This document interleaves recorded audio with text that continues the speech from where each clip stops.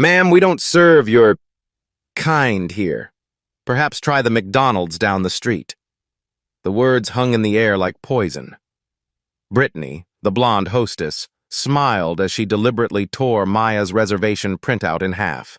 The paper fluttered to the marble floor at Maya's feet.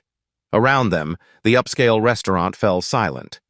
Silverware stopped clinking. Conversations died mid-sentence. Phone cameras emerged from designer handbags, recording every second of the humiliation. Maya stood perfectly still in her tailored navy blazer. Her expression remained calm, almost serene. Only her manicured fingers, tapping once against her Hermes bag, betrayed any emotion. The hostess stepped closer, voice dripping with false concern. "I'm sure you understand. This establishment has certain standards." Maya's lips curved into the faintest smile. "Standards," she repeated softly. "Have you ever been judged by your appearance before anyone knew your true power?" 20 minutes earlier, Maya had confirmed her 8 p.m. reservation through OpenTable. The confirmation email sat in her iPhone. Timestamp clear, 7:42 p.m. She showed the screen to Brittany. "System must have glitched," Brittany said without looking. "We're fully booked through New Year's." Maya glanced past the hostess station. 6 empty tables dotted the dining room, white tablecloths pristine and waiting. The restaurant held maybe 30 people in a space designed for 80. "I see several available tables," Maya said quietly. Brittany's arms crossed over her chest, blocking the entrance. "Those are reserved for our regular clientele, people who fit our atmosphere." The words carried weight beyond their surface meaning. Maya had heard this language before, in boardrooms and country clubs, the careful dance of discrimination dressed in business speak. Derek, the assistant manager, approached with practiced concern. His eyes scanned Maya from head to toe, lingering on her skin color before settling on her face. The assessment took 3 seconds. The judgment, less than 1. "Is there an issue here?" Derek's smile never reached his eyes. "No issue," Maya replied. "Simply honoring a confirmed reservation." At table 12, Zara Martinez looked up from her food blog notes. The 28-year-old influencer had built her following on authentic restaurant reviews. Her phone was already recording when she hit the Instagram Live button. "Hey everyone, Zara here at Meridian Prime," she whispered to her camera. "Something's happening at the hostess station. This is not okay." The viewer count climbed, 47, 89, 156 people watching in real time. Derek positioned himself beside Brittany, creating a human wall. "Ma'am, I'm going to have to ask you to respect our establishment's standards." Standards. Maya's voice held no emotion. She checked her Cartier Santos watch, 8:02 p.m. Interesting word choice. Her phone buzzed against the hostess stand. The caller ID read Goldman Sachs Private Wealth. Maya declined the call without looking. "Look, honey," Brittany's voice dropped to a stage whisper meant to carry. "This isn't a place for food stamps. Maybe try somewhere more budget-friendly." The comment hit like a slap. Conversations at nearby tables stopped entirely. Phones appeared in more hands, cameras rolling. Maya remained statue still. Her fingers found the edge of her handbag, where a black card peeked from the leather fold. Not just any black card. The distinctive design of an American Express Centurion. The card that required a $10,000 annual fee and no preset spending limit. "I have exactly 10 minutes before my business partner arrives," Maya said, checking her watch again. "Would you prefer to resolve this professionally?" Derek stepped closer, invading her personal space. "Ma'am, you need to understand something. We have a reputation to maintain. Our guests expect a certain environment." The coded language wasn't subtle. Maya had faced this before, but never quite so blatantly. These real-life stories of discrimination played out daily across America, hidden behind polite words and business policies. Zara's live stream hit 400 viewers. Comments flooded the screen. This is disgusting! Someone call the manager. What restaurant is this? Film everything! Call security, Derek murmured to Brittany, loud enough for Maya to hear. If she doesn't leave voluntarily... Maya's expression didn't change. If anything, her smile grew slightly. Security, of course. A busboy named Carlos paused near their group, pretending to wipe down the hostess station. His uncomfortable glances between Maya and the managers spoke volumes. He'd seen this script before. 9 minutes, Maya said softly, checking her watch again. Brittany leaned against the hostess stand, confident in her position. Honestly, I don't know why people like you even try places like this. There's a perfectly good Applebee's in the mall. The comment sparked immediate reaction from nearby diners. An elderly white couple at table 6 looked mortified. A young businessman pulled out his phone to record. Even the sommelier stopped mid-pour to stare. Maya's handbag sat open on the hostess counter. Inside, visible to anyone paying attention, was a first-class Emirates boarding pass stub dated 3 days prior. Dubai to JFK, seat 2A. The ticket cost more than most people's monthly salary. Derek, she said, her voice carrying a new edge. Before you continue, you might want to ask yourself one question. What's that? Do you know who you're talking to? Derek's laugh held genuine amusement. Lady, I don't care if you're Oprah Winfrey. This is my restaurant and you're not welcome here. Maya's smile widened. She pulled out her phone and typed a quick message. Confirmed. Option 7 is authorized. Deploy immediately. The reply came within seconds. Understood. ETA 2 minutes. 8 minutes, Maya announced, returning her phone to her purse. The live stream viewer count passed 800. Hashtags began forming organically. #restaurant racism, #meridian prime, #discrimination. The touching stories emerging in comments revealed how common these experiences were for black diners across the country. Maya stood perfectly still, hands clasped in front of her. She studied Derek's face, memorizing every detail. This moment would matter later. I'll give you one final opportunity, Derek said. Leave now and we'll forget this happened. Stay, and I call the police for trespassing. Maya checked her watch one last time. 7 minutes remaining. Outside, through the floor-to-ceiling windows, a black Escalade pulled to the curb. The restaurant's general manager emerged from his office like a storm cloud. Richard Whitmore had run Meridian Prime for 12 years, building what he called an exclusive dining experience. His silver hair and expensive suit projected authority earned through decades in upscale hospitality. What's the commotion? Richard's voice carried across the dining room. Derek straightened, sensing backup. Sir, we have a situation. This woman is refusing to leave despite not having a valid reservation.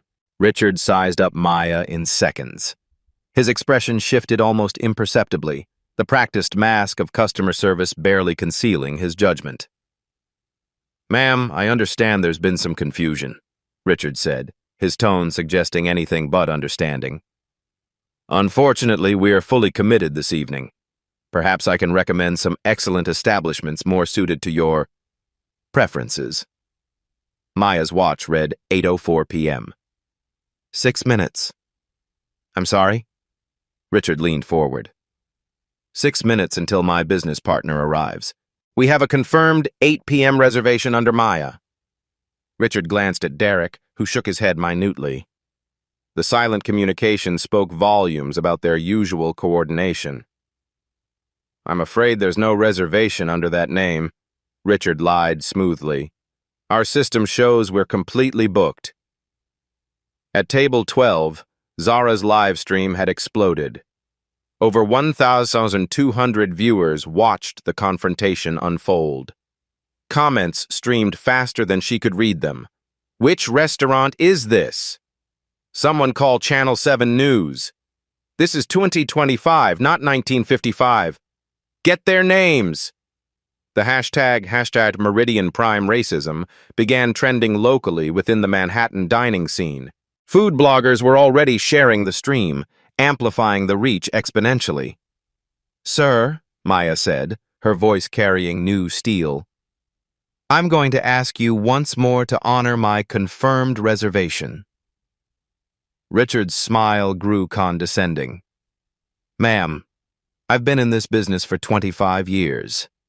I know how to run a restaurant, and I know our clientele. This establishment caters to a very specific demographic." The words hung in the air like an admission of guilt.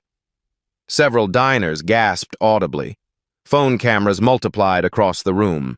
"Security is on the way," Derek announced, checking his own watch. "You need to leave now."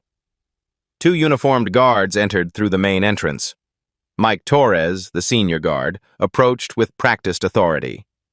His partner Carlos Santos hung back, visibly uncomfortable with the situation. "Ma'am, I'm going to have to ask you to leave the premises," Mike said, his hand resting on his radio. Maya studied both guards carefully. Carlos looked young, maybe 25, with kind eyes that kept darting away from the scene. Mike seemed harder, more willing to follow orders without question. "5 minutes," Maya said simply. Richard stepped closer, frustration bleeding through his professional veneer. "This is ridiculous. Mike, please escort this woman out. She's disrupting our guests." The elderly couple at table 6 stood up abruptly.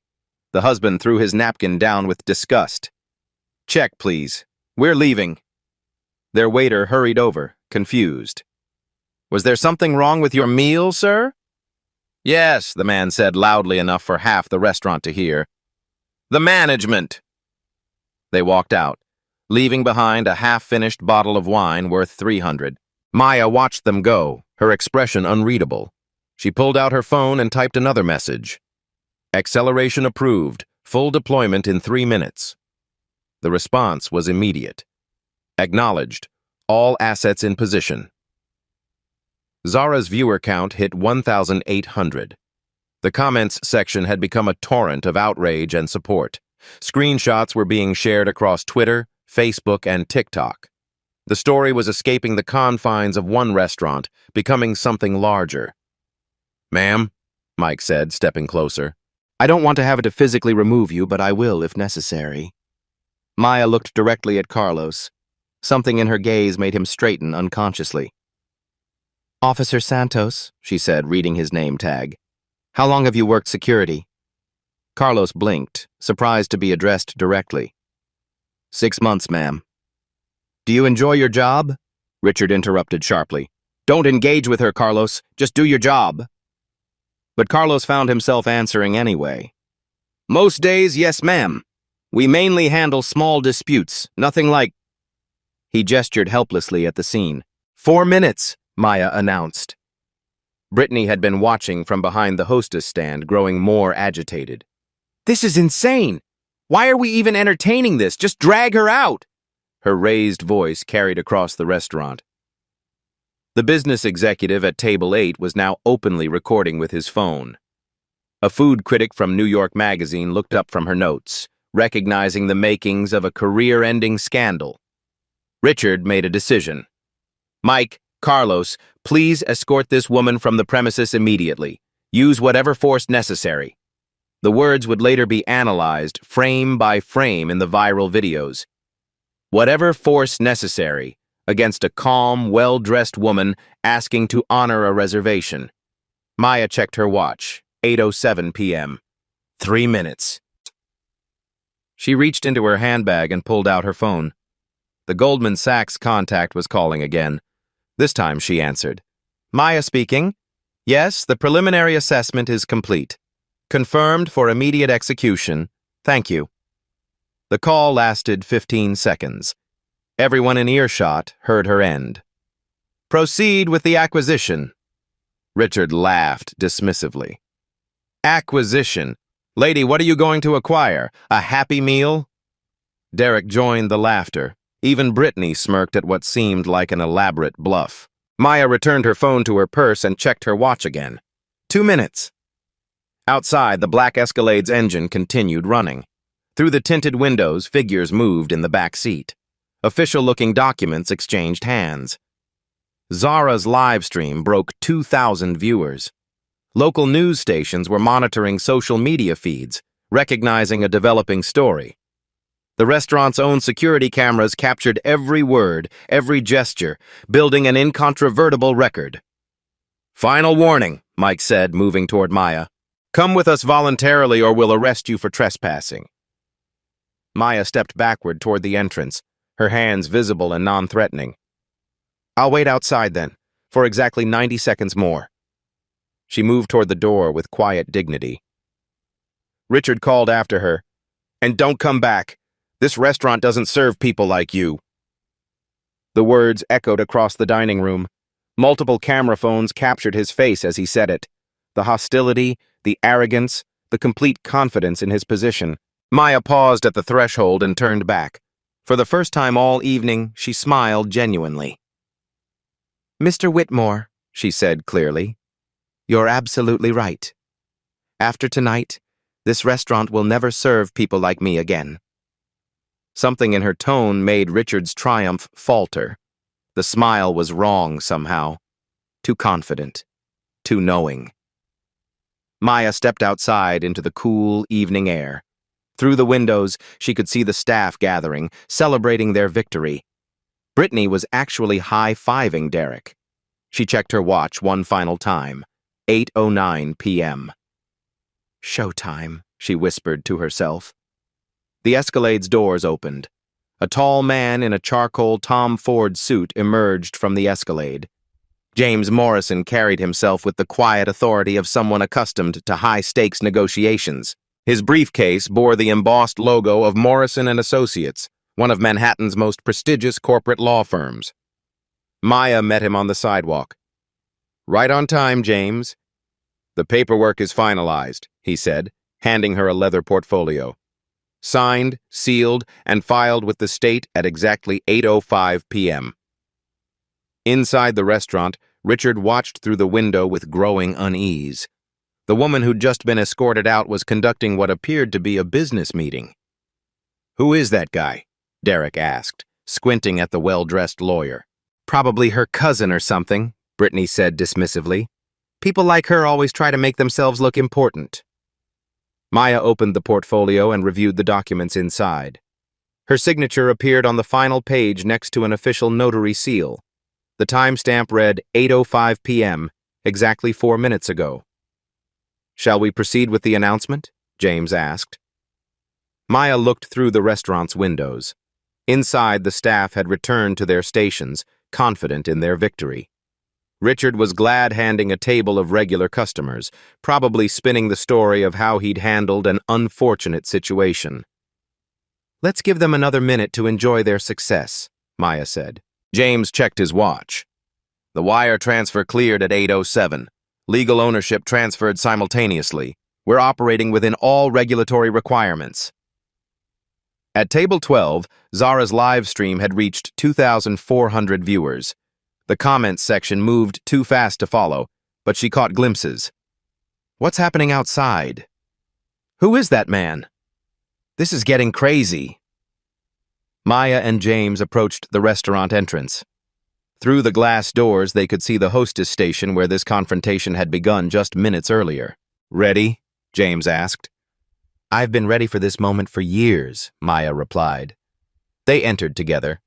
The hostess station fell silent as every eye in the restaurant tracked their movement. Brittany looked confused, Derek appeared nervous, and Richard's confident expression began to waver. "Excuse me," Richard called out. "I thought I made it clear that you weren't welcome here."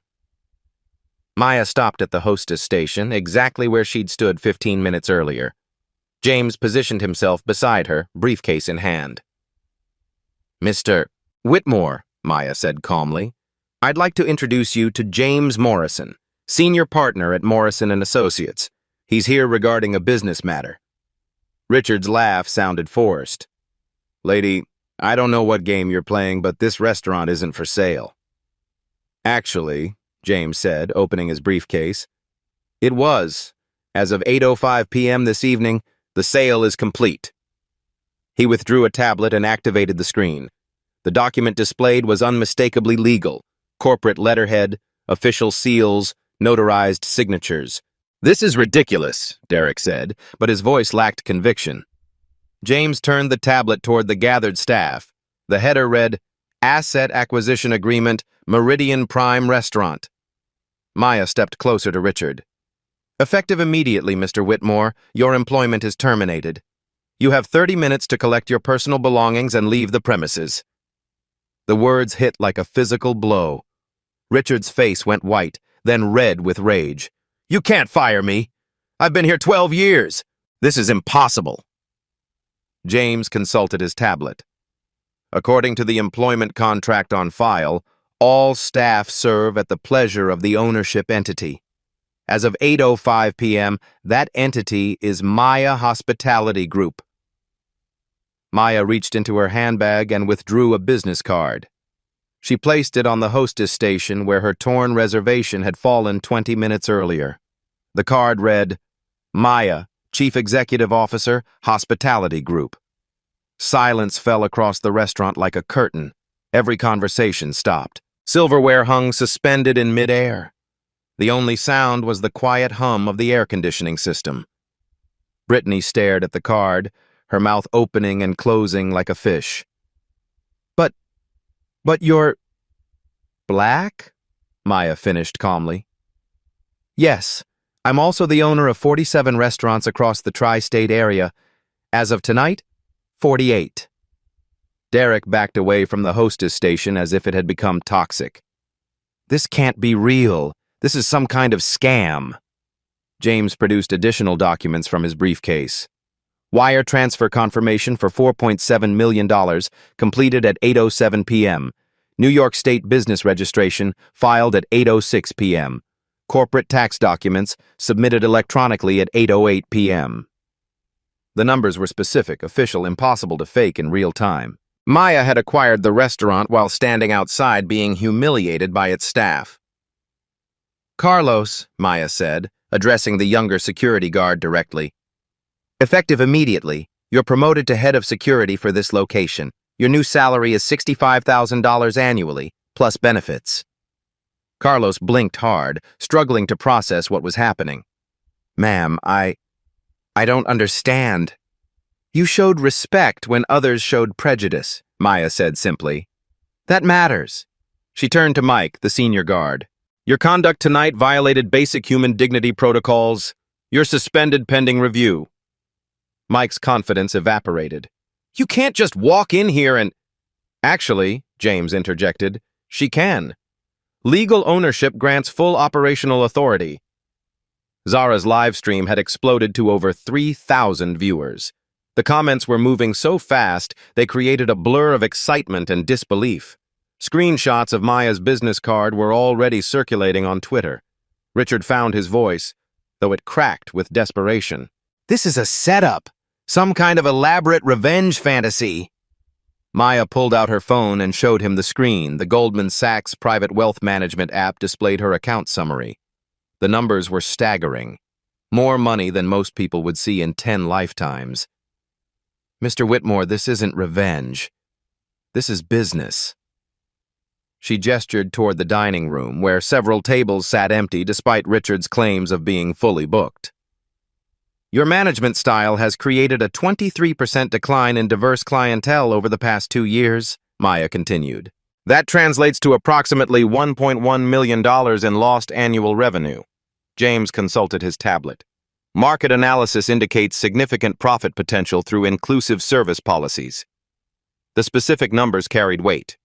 These weren't emotional accusations, but data-driven business decisions. "Derek Morrison, your position as assistant manager is terminated effective immediately," Maya announced. "Brittany Foster, your employment is likewise terminated for violation of anti-discrimination policies." Brittany finally found her voice. "You can't do this to us. We were just following protocols." "Whose protocols?" Maya asked. The question hung in the air. Everyone knew the answer. The discrimination hadn't been written policy, but cultural enforcement by management. Maya addressed the remaining staff. Every other employee will receive full review within 48 hours. Those committed to inclusive service will be retained with enhanced training and compensation. A busboy near the kitchen began clapping slowly. Another server joined in. Within moments, applause spread across the restaurant from both staff and customers. Richard's face had progressed through shock to rage to something approaching panic. "This won't stand. I'll sue. I'll fight this in court." James opened another folder. "Mr. Whitmore, you're welcome to pursue legal action. However, I should mention that tonight's events were recorded by multiple witnesses, including restaurant security cameras and social media live streams." He gestured toward Zara, whose phone was still capturing everything. "Additionally, we've documented a pattern of discriminatory practices spanning several years through customer complaints and staff reports." Maya checked her watch. 8:15 p.m. Exactly 15 minutes since her business partner was supposed to arrive. "James, please explain the broader context to Mr. Whitmore." James nodded professionally.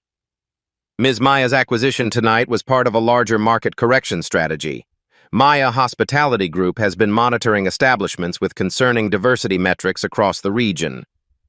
He paused to let that sink in.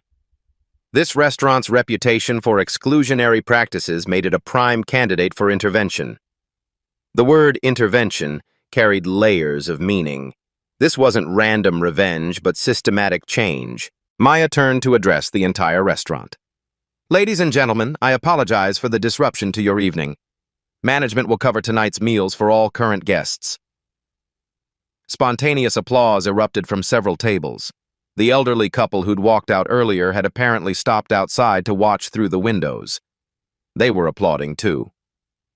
"But there's something else you should know," Maya continued. The room fell silent again, waiting. This story, these black stories of discrimination in upscale establishments, they happen every day across America. Tonight was different only because someone had the resources to respond immediately. Her words carried quiet power, addressing the broader systemic issues without preaching. "Starting tomorrow, this restaurant will implement new policies ensuring every guest receives equal treatment regardless of race, religion, or background." James consulted his watch. "Ma'am, we should discuss the operational transition timeline." Maya nodded. "Of course. But first, I believe Mr. Whitmore has 30 minutes to collect his belongings." Richard stood frozen, still processing the complete reversal of his reality. 20 minutes ago, he'd been the authority figure ejecting an unwanted customer. Now he was unemployed, his career in upscale hospitality effectively over. "This isn't possible," he whispered. Maya's expression softened slightly. "Mr. Whitmore, discrimination isn't just morally wrong, it's bad business. Tonight, you learned both lessons simultaneously." She turned toward the dining room, where customers and staff watched with rapt attention. "Now," Maya said, her voice carrying across the restaurant, "let's talk about how we're going to make this the most welcoming establishment in Manhattan." Maya led the group toward the restaurant's private dining room, a space typically reserved for high-end corporate events. The irony wasn't lost on anyone. The same establishment that had rejected her 20 minutes earlier now served as her boardroom. James activated a wall-mounted display screen and connected his tablet. Financial documents appeared in crisp detail, numbers that would reshape lives and careers. "For the record," James announced to the assembled staff, "the acquisition was completed through standard market channels. Maya Hospitality Group submitted a competitive bid of $4.7 million at 7:45 p.m. this evening." Richard's voice cracked with desperation. "That's impossible. The owners would have consulted me about any sale discussions." Maya settled into the head chair with quiet authority. "Mr. Whitmore, you seem confused about your role here. You were never an owner, merely an employee." She gestured to the screen, where ownership documents displayed clear corporate structures. "The Hendricks family has owned this property since 1987. They've been exploring divestment opportunities for 18 months due to declining profits." James pulled up financial reports spanning 3 years. The numbers painted a stark picture of gradual revenue decline. Under your management, Maya continued, this restaurant has lost $1.3 million in potential annual revenue through exclusionary practices. The data was devastating. Customer surveys showed consistent patterns. Reviewers of color frequently mentioned feeling unwelcome, resulting in negative online ratings that damaged the restaurant's broader reputation. A simple demographic analysis reveals the problem, James said, highlighting specific metrics. Manhattan's dining population is 34% Black and Latino. This restaurant's customer base is less than 8% minority. Derek shifted uncomfortably. We never turned away paying customers. Didn't you? Maya's voice carried quiet steel. Tonight alone, you rejected a confirmed reservation, suggested I try McDonald's, and threatened me with arrest. She paused, letting the words sink in. How many other potential customers received similar treatment over the past 12 years? The question hung in the air like an indictment. Staff members exchanged uncomfortable glances, remembering incidents they'd witnessed or participated in. Maya stood and approached the financial display. Let me show you what inclusive hospitality looks like. She pulled up revenue reports from 3 other Maya hospitality properties, restaurants in similar neighborhoods with comparable price points. The Meridian in Tribeca serves a 41% minority clientele, annual revenue $6.2 million.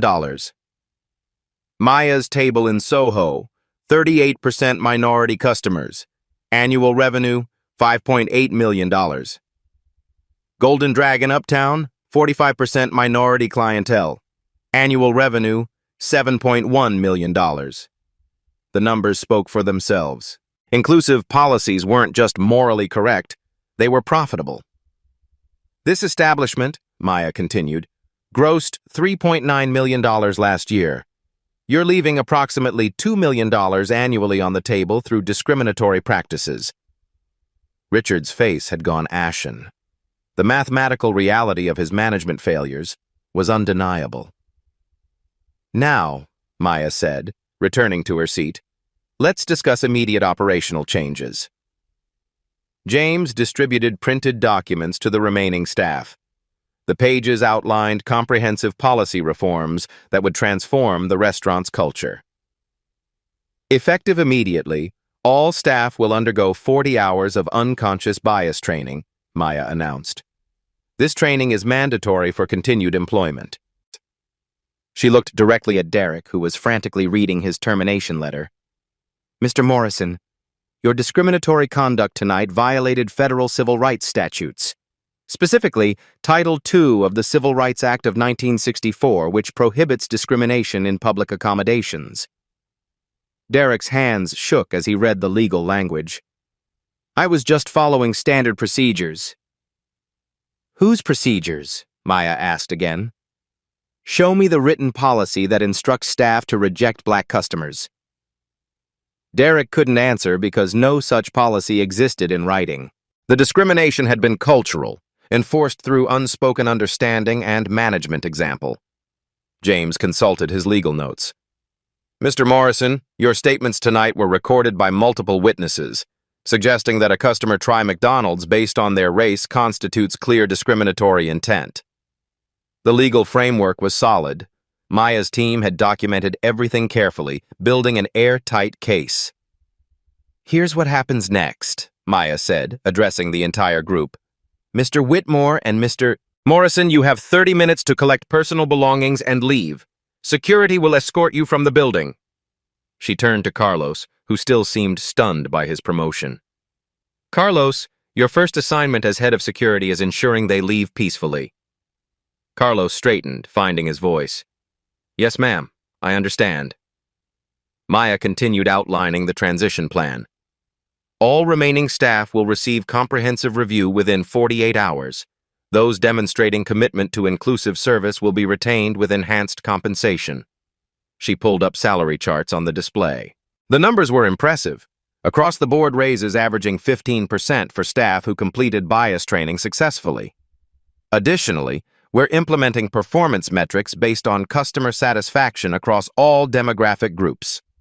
James distributed tablets showing the new evaluation system. Staff would be assessed not just on service quality, but on their ability to make every customer feel welcome. Monthly mystery shopper programs will test service consistency, Maya explained. Bonuses will be tied to positive reviews from diverse customer bases. The carrot and stick approach was clear. Staff who embraced inclusive practices would prosper. Those who didn't would find themselves unemployed. Brittany, who'd been silent since her termination, finally spoke up. "This is discrimination against us. You're firing white people." Maya's expression didn't change. "Ms. Foster, you're not being terminated for your race. You're being terminated for telling a customer that the restaurant doesn't serve her kind." The distinction was crucial. Performance-based termination for discriminatory conduct was legally defensible. Racial bias was not. Furthermore, James added, the new management team will reflect the community's diversity. We're actively recruiting qualified candidates from all backgrounds. Maya stood again, addressing the broader implications. This isn't about punishment. It's about transformation. This restaurant will become a model for inclusive hospitality throughout the industry. She pulled up architectural plans on the screen, proposed renovations that would make the space more welcoming to diverse clientele. We're investing an additional $800,000 in renovations and staff development over the next 6 months. The commitment was substantial, demonstrating serious intent beyond symbolic gestures.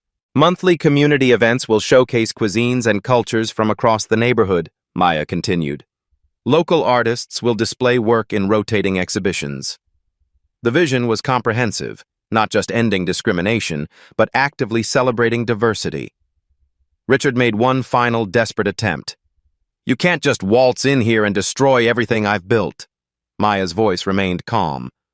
"Mr. Whitmore, what exactly did you build? A restaurant that alienated a third of its potential customer base?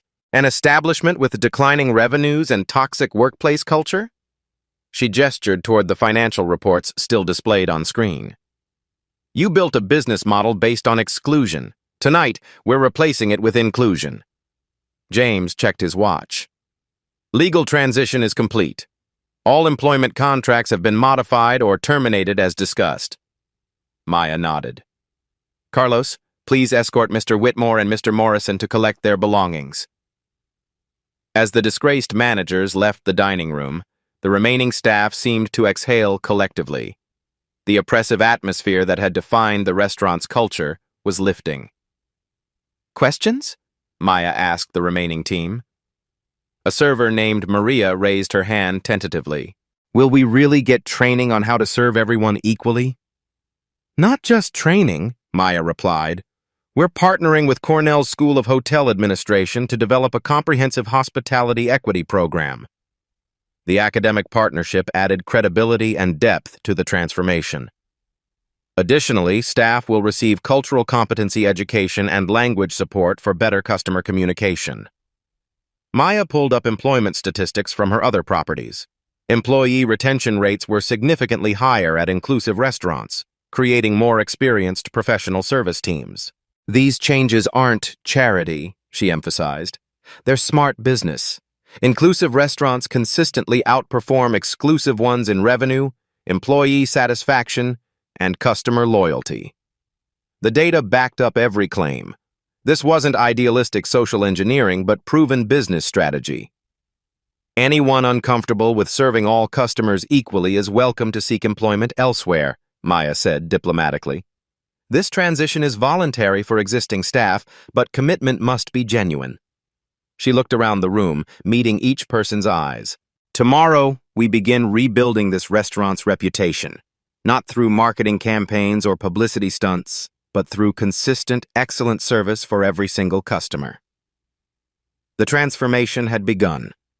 6 weeks later, Maya returned to the restaurant for her first official dinner as owner. The transformation was remarkable, not just in decor, but in atmosphere. The space hummed with genuine warmth instead of manufactured exclusivity. Keisha Williams, the new hostess, greeted her with professional enthusiasm.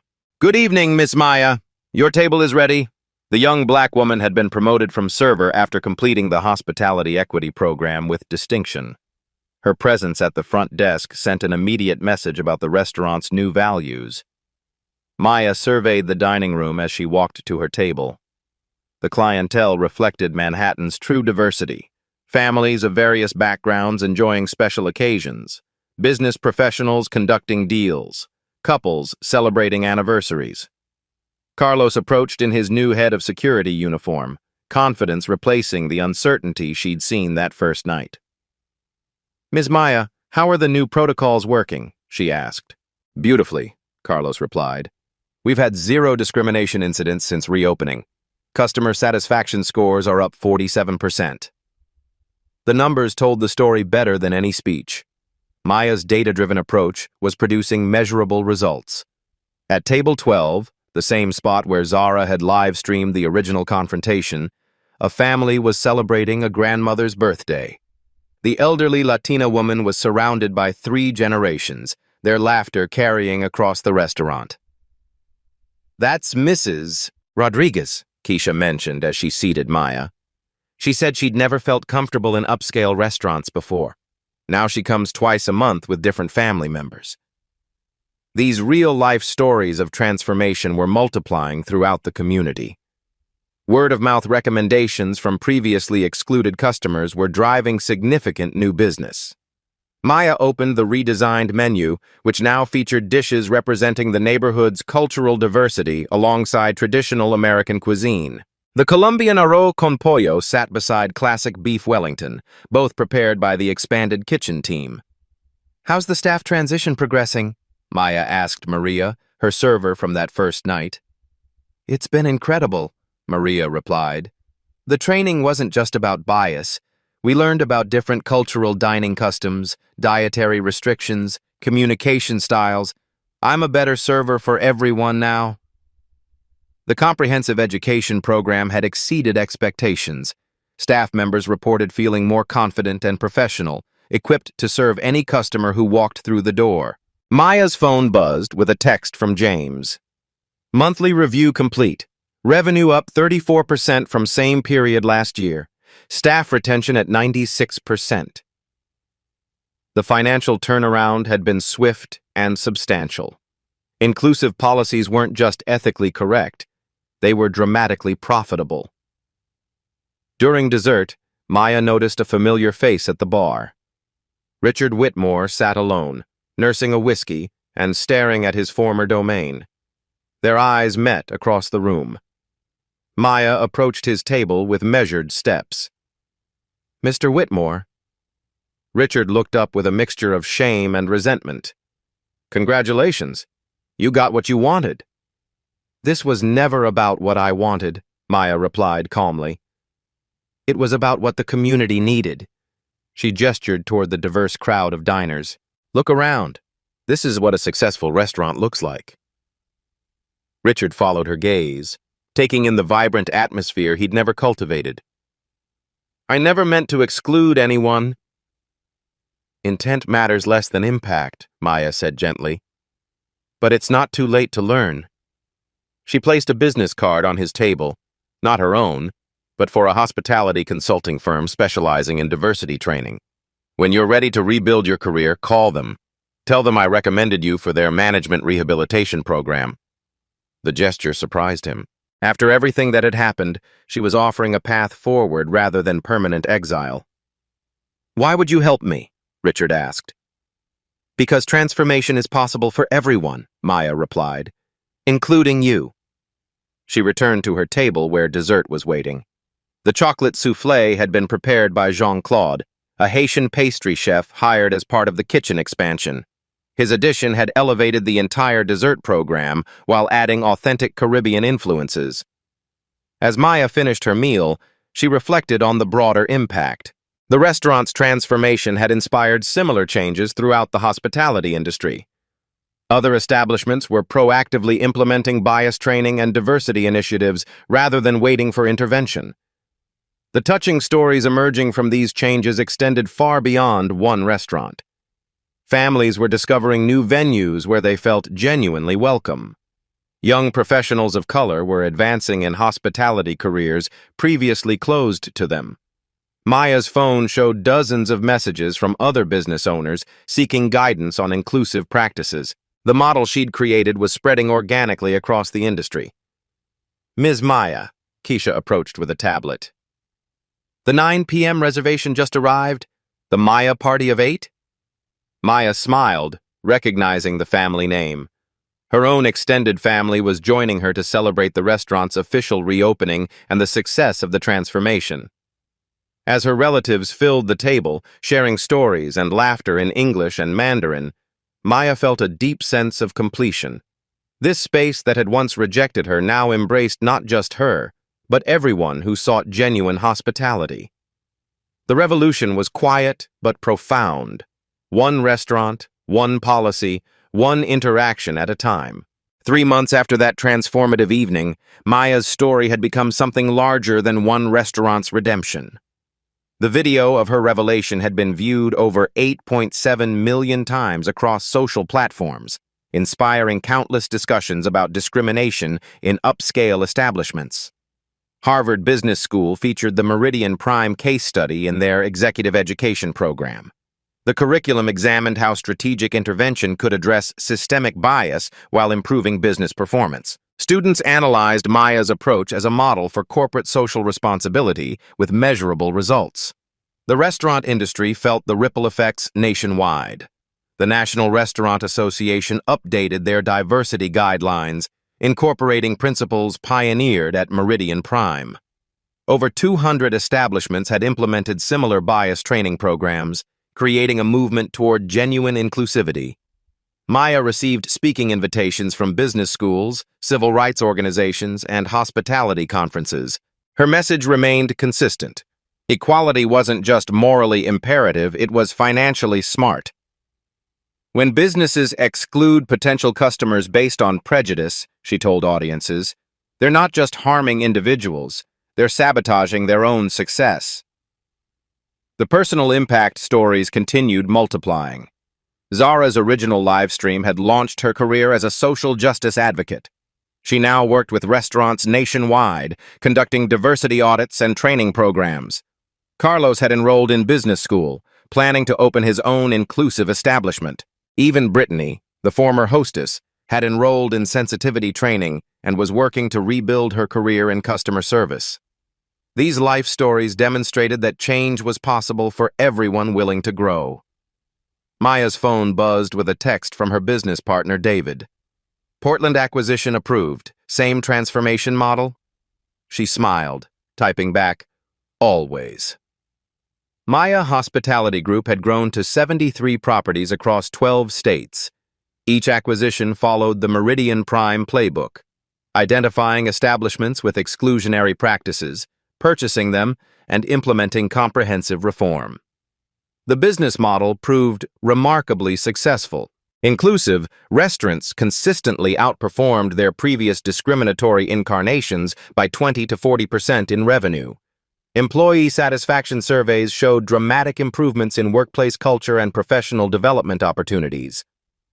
Maya stood outside the original Meridian Prime, watching the evening crowd arrive.